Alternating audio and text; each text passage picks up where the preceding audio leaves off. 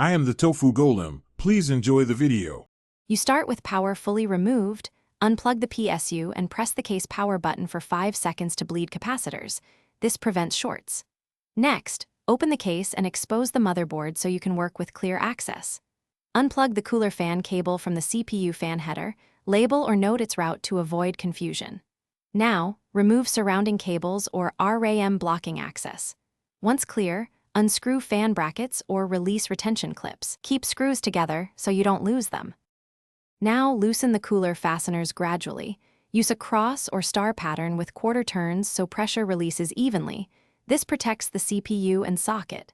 If the cooler resists, apply a little heat from a hairdryer for 20-30 seconds to soften the thermal paste, then gently rock the block side to side. Do not pry. Once detached, lift straight up to avoid bending pins.